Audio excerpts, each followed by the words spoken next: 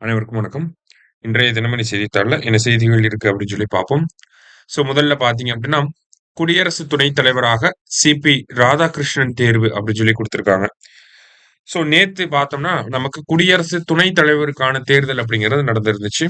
Article 66 அத பயன்படுத்தி தான் நமக்கு குடியரசு துணைத் தலைவருக்கான தேர்தல் அப்படிங்கிறது நடக்கும். குடியரசு துணைத் தலைவர் தேர்தல பொறுத்தவரைக்கும் பார்த்தீங்கன்னா, யாரெல்லாம் கலந்துப்பாங்க? அந்த எலக்டோரல் காலேஜ் என்ன அப்படின்னு சொல்லி பார்த்தீங்கன்னா, elected and nominated members of Lok Sabha, அடுத்தது elected and nominated members of Rajya சபா.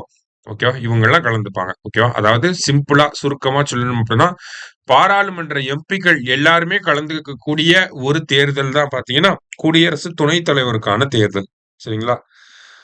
நேத்து தேர்தல் வந்து நடைபெற்று இருந்துச்சு. அதுல வந்து பார்த்தீங்கன்னா 2 வேட்பாளர்கள். ஒண்ணு சிபி ராதாகிருஷ்ணன் அவர்கள், இன்னொருத்தவர் வந்து பார்த்தீங்கன்னா Sudarshan Reddy.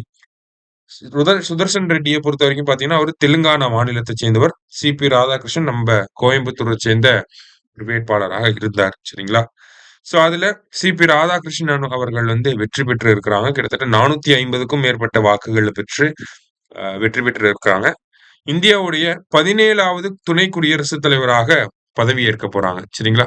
17th vice president of India யார் அப்படின்னு சொல்லி பாத்தீங்கன்னா, நம்மளுடைய தமிழகத்தை சேர்ந்த சிபி ராதாகிருஷ்ணன் அவர்கள் தான் வந்து 17th வைஸ் பிரசிடென்ட் ஆஃப் இந்தியாவா வரப்போறாங்க.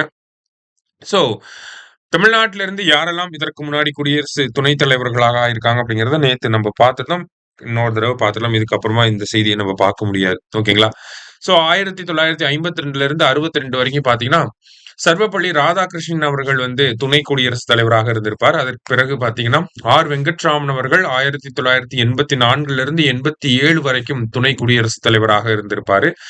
இப்போ வந்து பாத்தீங்கன்னா, ஆ முதல் துணை குடியரசுத் தலைவர், 7வது துணை குடியரசுத் தலைவர், இப்போ 17வது துணை குடியரசுத் தலைவராக நம்மளுடைய தமிழகத்தைச் சேர்ந்த சிபி ராதாகிருஷ்ணன் அவர்கள் இருக்க போறார். சரியா? இதுதான் நம்ம முதல் செய்தியில முக்கியமான செய்தியாக நம்ம பார்க்கிறோம். அதை தாண்டி பாத்தீங்கன்னா, இன்றைய திருக்குறள் கொஞ்சம் முக்கியமா இருந்துச்சு. பிடிஎஃப்பும் வந்து கொஞ்சம் சரியில்லாம தான் இருந்துச்சு. சரிங்களா? கொஞ்சம் பிளர்டு பிடிஎஃபா தான் இருந்துச்சு. ரைட். என்ன திருக்குறள் அப்படின்னு சொல்லி பாத்தீங்கன்னா, ஆக்கம் அதர்வினாய் செல்லும் அசைவிழா ஊக்கம் உடையான் உலை அப்படின்னு சொல்லி, சோர்வு இல்லாத ஊக்கம் உடையவனிடத்தில் ஆக்கமானது தானே அவன் உள்ள இடத்திற்கு வழி கேட்டுக்கொண்டு போய் சேரும் அப்படின்னு சொல்லி கொடுத்திருக்காங்க. சோர்வு இல்லாம இருக்கக்கூடிய ஒருத்தன் கிட்ட மட்டும்தான் ஆக்கம் அப்படிங்கிறது போய் சேரும் அப்படிங்கிறத சொல்றாங்க. நமக்கே சொல்ற மாதிரி இருக்கு. திருக்குறள் எண் 594 அதிகாரம் ஊக்கம் உடைமை அப்படிங்கிற அதிகாரத்துல. இன்றைய தினமணி செய்தித்தாள்ல இருந்து முக்கிய செய்திகளை பார்த்திருக்கோம். நன்றி. சுரேஷ் IAS அகாடமி வெற்றி